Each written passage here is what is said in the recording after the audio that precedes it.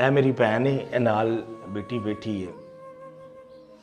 तुहाडे अगे अपील है सारे वीरां अगे, शोहर भी छड्ड के चला गया, धी जवान होवे ते शोहर 1.5 साल पहला छड्ड के टुर जावे, किड्डी को परेशानी, बहुत परेशानी है। तुसीं भी धीआं भैणां ले होने हो, इस गल नूं समझो कि एक भैन जो कोई माँ सामने कैमरे दे आके कोई गल सुना रही है,